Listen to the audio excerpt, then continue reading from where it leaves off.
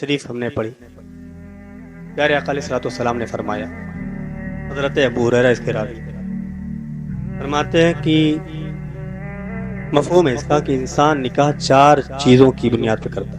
4 چیزوں کی بنیاد پہ انسان نکاح کرتا ہے. ایک اس کا جو عورت ہے اس کا مال دیکھتا ہے کہ دولت والی ہے کہ نہیں، اور ایک دیکھتا ہے کہ اس کا خاندان اونچا ہے کہ نہیں، اور ایک دیکھتا ہے حسن و جمال والی ہے کہ نہیں، اور ایک آقا فرماتے ہیں کہ ایک میرے غلام ہوتے ہیں، یعنی شریعت مصطفیٰ پر عمل کرنے والے، وہ دیندار کو دیکھتے ہیں. اور آقا فرماتے ہیں فاظفر بذات الدین، تو دیندار کو ترجیح دو، دینداری کو اختیار کرو. اور آگے فرماتے ہیں تریبت یدا کہ گرد آلود ہو تمہارے ہاتھ. یہ پوری حدیث شریف کی انہیں پڑھی. آقا علیہ الصلوۃ والسلام نے ایک مقام پہ فرمایا کہ انسان بڑا مومن جو ہوتا ہے وہ بڑا عجیب بھی ہوتا ہے اور بہت عظیم بھی ہوتا ہے. عجیب اس طرح ہوتا ہے کہ صبر ہو تب بھی اس موقع کو نہیں چھوڑتا، نیکیاں کما لیتا ہے. خوشی کا موقع ہو تب بھی اس موقع کو ضائع نہیں کرتا. عظیم اس طرح ہے. خوشی کا موقع ہو تو اللہ تبارک و تعالی کا شکر ادا کر کے نیکیاں کما لیتا ہے.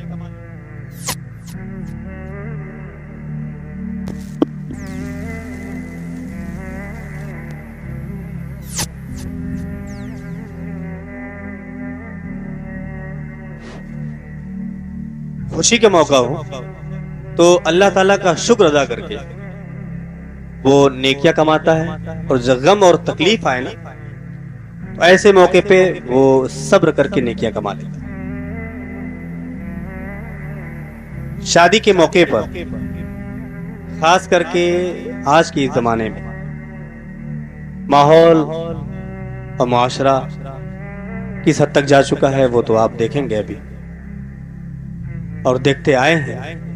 مبارکبادیاں ہیں ان کو جنہوں نے اس موقع پر بھی، شادی کے موقع پر بھی حضور علیہ الصلوۃ والسلام کی محفل سجائی، قرآن کریم کے نغمے سے پورے محلے کو جو ہے روشن فرمایا، حضور علیہ الصلوۃ والسلام کی نعتیں ہوئی، سبحان اللہ اور الحمدللہ کا ذکر بلند ہوا.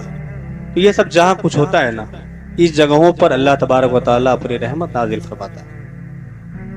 یہ روایتوں سے بات ثابت ہے کہ جس جگہ اللہ کا ذکر ہوتا ہے وہ جگہ جنت کی کیاری بن جاتی ہے. جنت کی جب کیاری بن جاتی ہے تو جنت کی کیاریوں میں برکت ہی برکت ہوتی ہے. ہم نے جو حدیث پڑھی اس کا مفہوم تھا کہ 4 چیزوں کی وجہ سے انسان رشتہ طے کرتا ہے، اور حضور علیہ الصلوۃ والسلام نے زندگی کا جو ایک نیا مرحلہ ہمارا شروع ہوتا ہے، شادی سے پہلے مگنی، وہیں سے ہماری رہنمائی فرماتے ہیں. مگنی ہوتی اس لیے ہے کہ رشتہ طے ہوتا ہے، وعدے وعید ہوتے ہیں، انگوٹھی پہنا دی جاتی ہے، ایک وعدہ ہو جاتا ہے. حضور کہہ رہے ہیں کہ اس وجہ سے رشتہ کیا جاتا ہے، حسن و جمال پر، خاندان پر، اور اس کے مال پر. چوتھی جو چیز ہے وہ یہ ہے کہ دینداری پر، اور فرمایا کہ دینداری کو ترجیح دو، فوقیت دو. اس کے بعد فرمایا کہ گرد آلود ہو تمہارے ہاتھ. مفسرین لکھتے ہیں کہ جو میری بات نہ مانے وہ پریشان رہے. اس کا مطلب یہ آج کے زمانے میں اگر آپ غور کریں، یہ امت حضور کی ہے نا، کلمہ پڑھنے والے حضور کے، رشتہ طے ہوتا ہے. سماج تھوڑا بہت سب کا، کسی کا بہت وسیع ہوتا ہے، کسی کا بہت سمٹا ہوا ہوتا ہے. سبھی لوگوں نے دیکھ رکھا اس چیزوں کو، اور کتنے لوگوں نے رشتہ چاہے لڑکی کا کرنا ہو چاہے لڑکے کا کرنا ہو. کتنے لوگ یہ بتائیے کہ گھر میں دیکھتے ہیں کہ مصطفیٰ علیہ الصلوۃ والسلام کی شریعت والا گھر ہے کہ نہیں. بہت تھوڑی زیادہ. ہے ہی نہیں. خاندان دیکھ لیں گے, یہ تو پورا اس پر ایڑی سے چوٹی کا زور لگ جاتا ہے کہ خاندان نہ بگڑنے. مال دولت اگر ہے تو پھر تھوڑی دیر کے لیے خاندان بھول جاتے ہیں. کر لیجئے, یہ ہمارا جو آج کا کلچر جو چل رہا ہے اس وقت, جو ماحول ہے. اور حسن و جمال سامنے آتا ہے تب بھی انسان اس چیز کو بالائے طاق رکھ دیتا ہے.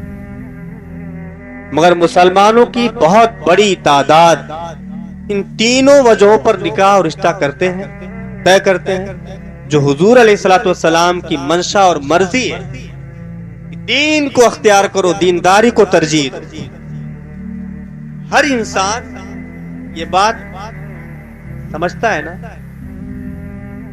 کہ جب وہ رشتہ لگتا ہے تو کسی نہ کسی کی پہل ہوتی ہے, ماموں کی ہوتی ہے, پھپھا کی ہوتی ہے, خالہ کی ہوتی ہے, پھپھی کی ہوتی ہے, یہی ہوتی ہے. ہر کسی سے پوچھیں تمہارا رشتہ کیسے ہوا, بتائے گا میری خالہ نے لگا, میرے ماموں کے مشورے سے ہوا, میرے چچا کے حکم سے ہوا, میری ماں کی پسند سے ہوا. سب لوگ اپنی اپنی اس رائے کو رکھتے ہیں. اگر سوچیں کہ جن لوگوں نے حضور کی اس حدیث کو پڑھ کر یا سن کر جب اپنا رشتہ دینداری جس گھر میں ہو اس گھر میں طے کریں, وہ بتاؤ سینے پہ ہاتھ رکھ کے کہہ سکتے کہ نہیں میں نے مصطفیٰ علیہ الصلوۃ والسلام کی مرضی سے نکاح طے کیا, میں نے مصطفیٰ کریم کی مرضی سے اپنا رشتہ اس گھر میں طے کیا. میرا رشتہ لگانے والے حضور علیہ الصلوۃ والسلام, کہ حضور کی یہ مرضی ہے کہ دین کو ترجیح دو, دین کو اختیار کرو. مگر آج کس نے جانچا ہے, کس نے پرکھا ہے, کبھی کسی نے اس پہ غور کیا ہے کہ جس گھر میں ہم رشتہ لگا رہے ہیں وہ گھر حضور علیہ الصلوۃ والسلام کی شریعت پر چلنے والا ہے کہ نہیں؟ اس گھر میں بہو بیٹیاں اذان کے وقت بھی اگر گانے اور میوزک میں مست رہتی ہیں تو وہ گھر مصطفیٰ علیہ الصلوۃ والسلام کی شریعت کا, باقی کا گھر ہے, پیروکاروں کا نہیں. ہم جس گھر میں رشتہ لگا رہے ہیں اس گھر میں جو تعداد ہے نوجوانوں کی, وہ نماز پڑھنے والی ہے یا غیر نماز والی, غیر نمازی. کبھی ہم نے اس کو جانچا ہی نہیں. ہماری نگاہ سے بہت بڑا ایک زمانہ ہم نے بھی بہت بڑا یاد رکھا ہوا ہے. 20 سال ہم کو بھی ہماری یادداشت محفوظ ہے. ہم نے ان پورے اوقات میں دیکھا ہے کسی ایک بندے نے آج تک ہم سے یہ نہیں کہا کہ ہماری بیٹی کا رشتہ لگاؤ, اور جس سے رشتہ لگا رہے ہو کم سے کم وہ دیندار ہو, نمازی ہو, پرہیزگار ہو, عالم دین ہو. خیر وہ عالم دین ایک الگ کیٹیگری ہے, بہت مضبوط کیٹیگری, مگر کم سے کم آج تک کسی نے کہا کہ نمازی ہونا چاہیے, پرہیزگار ہونا چاہیے, یہ پہلی شرط ہے. باقی دوسری شرط ہے گھر کا ماحول اچھا ہونا چاہیے. نہیں کہتے. مال کو ترجیح دی جاتی ہے, یہ ہم نے بھی دیکھا ہے. لڑکا کماتا اچھا ہو. حضور کا یہ فرمانا کہ گرد آلود ہو تمہارے ہاتھ, اس سے ایک بات نکل کے آتی ہے کہ جو بات نہیں مانے گا حضور کی, جو بات نہیں مانے گا وہ پریشان رہے گا. شرح حدیث لکھتے ہیں وہ پریشان رہے گا. اور فرماتے ہیں کہ جو لڑکی سے نکاح مال اور دولت کی بنیاد پہ کرتے ہیں وہ فقیر رہیں گے, وہ فقیر رہیں گے. اور جو خاندان کی بنیاد پہ کرتے ہیں وہ ذلیل ہوں گے, اور جو دین داری کی بنیاد پہ کرتے ہیں وہ کامیاب. مگر بالکل اس کے برعکس ہمارا یہ معاشرہ, ہمارا یہ سماج جاتا ہوا نظر آتا ہے. شادی کا موقع آتا ہے جب اس موقع پہ بڑے بزرگوں کی ایک جماعت بیٹھتی ہے اور بیٹھ کر یہ طے ہوتا ہے کہ کس کس کو دعوت دینا ہے, کس کس کو نہیں دینا. دعوت دی جاتی ہے تو کارڈ لکھنے والا ہو یا چاہے لسٹ تیار کرنے والا ہو, وہ کہتا ہے کہ پھوپھا ناراض ہے, ان کو بلانا ہے کہ نہیں, کہ نہیں شادی کا موقع ہے سب کو منا لیا. وہ فلاں چاچا ناراض ہے شادی میں وہ نہیں آئے, منا لیا جائے یا چھوڑ دیا جائے. نہیں منانا ہے, شادی کا موقع ہے, آخری شادی یا پھر بڑے بیٹے کی شادی یا پھر بیٹی کی شادی ہے, منا لیا جائے. اس شادی کے موقع پر تمام لوگوں کو منانے کی بھرپور کوشش کی جاتی ہے بڑے بزرگوں کی جانب سے. ایک بات عرض کرنا چاہتا ہوں, یہ پوری شادی ہونے والی ہے. شادی ہے سنت, اور سنت پر عمل کرنا ہے اللہ کی عبادت, عظیم بات. شادی کے موقع پہ آپ سب کو منا رہے ہیں، چچا کو منا رہے ہیں، پھپھا کو منا رہے ہیں، پھپھو کو منا رہے ہیں، خالہ کو منا رہے ہیں، مگر اس موقع پر، شادی کے موقع پر گھر کے اندر جن جن بےہودہ رسومات پہ عمل کیا جاتا ہے، کبھی آپ نے غور کیا ہے کہ ان رسموں سے میرا اللہ اس کے رسول ناراض ہو رہا ہے؟ منا رہے دنیا کو، منا لیں آپ، مگر ناراض بھی کون ہو رہا ہے یہ بھی تو دیکھو یار۔ حضور کا ایک فرمان کا مفہوم ہے کہ جو ہم سے وفا کرے گا ہم اس سے وفا کریں گے، جو ہمیں نبھائے گا ہم اسے نبھائیں گے، اور جو ہم کو راضی رکھے گا ہم اس کی خوشی میں شریک ہوں گے۔ شادیاں سنت ہیں، عظیم سنت ہیں۔ ایسے موقع پہ اللہ کے رسول کی آمد ہوتی ہے جب ان کو شریعت سے متحرک کے بالکل عین اس کے حساب سے اگر عمل کیا جائے تو حضور کی آمد ہوتی ہے ایسی شادیوں میں۔ اور جس شادی میں میرے آقا کریم آ جائیں اس شادی میں پھر نحوستیں نہیں، طلاق جیسی بےہودہ باتیں نہیں پیدا ہوتی، خیر و برکت کا نزول ہی نزول ہوتا ہے۔ مگر بالائے طاق رکھ دیا یار، سسٹم کو بالکل گڑبڑ کر ڈالا۔ جہاں پر برکتوں کا نزول ہونا تھا، جہاں اللہ اس کے رسول کی رحمتیں نازل ہو رہی تھی، ہم نے اپنے اعمال اور افعال، اپنے کردار کے ذریعے اللہ کے غضب کو دعوت دی۔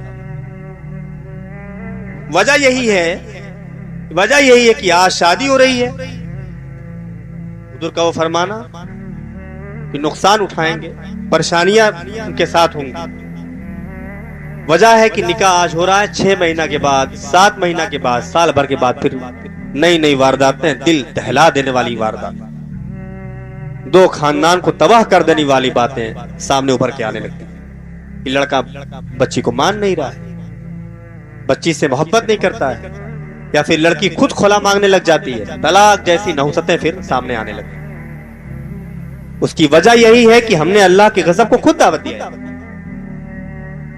سنت ہے، سنت کے طریقے سے عمل کیے ہوتے تو اللہ کی عبادت شمار ہوتی، اور عبادت کے جو ثمرات اور برکات ہیں وہ اللہ تعالیٰ ایک پشت نہیں، اللہ کی جب لعنتیں اترتی ہیں کسی جگہ تو ایک شخص پہ لعنت اترتی ہے اور اس لعنت کا اثر اس کی 7 پشتوں تک جاتا ہے، مگر اللہ فرماتا ہے کہ جب میں کسی سے راضی ہوتا ہوں تو پھر اس کی حد معین نہیں ہے، لا محدود میری رحمتیں نازل ہوتی ہیں اس کی نسلوں پر، کوئی حد معین نہیں ہوتی۔ شادی ہوگی، بچے ہوں گے، اللہ کی رحمت بچوں کے ساتھ بھی شامل ہوگی، بچے بھی نیک اور صالح متقی و پرہیزگار ہوں گے۔ کب؟ وہ ایک شادی کرو پہلے آپ سنت کے حساب سے، سنت کہنے سے سنت نہیں ہوتے میاں، بہت سے کام خرافات ہم نے بڑھا لی۔ ہماری جانکاری میں بھی چند مہینہ پہلے 2 شادیاں ہوئی ہمارے ساتھ، اس میں ہم بھی شریک تھے، کھانا پینا کھا کے گھر گئے، پوری رات ناچے گائے ڈانس کیے ڈی جے بجائے پوری رات۔ اللہ کا غضب ایسا ہوا کہ دونوں رشتے ٹوٹنے کے کگار پہ آ چکے ہیں، 7-8 مہینہ ہو رہے ہیں۔ طلاق کی واردات مجھ سے خود کہہ رہے کہ طلاق کروانے کوئی راستہ، میں کیا سمجھا تو کہتے ہیں بچوں کا من ہے، تو ایسے من پہ یار ایک تھپڑ مارو کنارے جائے، بچے ہیں وہ حضور اور اس کے رب کو ناراض کر رہے ہیں، اپنے رب اور رسول کو ناراض کر رہے ہیں، یہ سمجھ نہیں آ رہا۔ ایسی کئی وارداتیں ایسی ہیں جو بہت دن نہیں چل پاتی، بات تھوڑے عرصے کے بعد پھر معاملات نکل کے آنے لگتے ہیں، پھر وہ تعویذات کا چکر، پھر وہ گنڈوں کا چکر، تو یہ چکر وہ چکر لگ جاتے ہیں، زندگی کا سکون چین ختم، اور اتفاق سے اگر معاملہ بگڑ گیا تو پھر وہ کیس کباڑا، 2 خاندانوں کا جیل میں جا کر غیروں کے سامنے رسوا ہونا، نقاب پہن کر عورتیں جاتی، کیا یہ اچھا لگتا ہے؟ نہیں بھائی،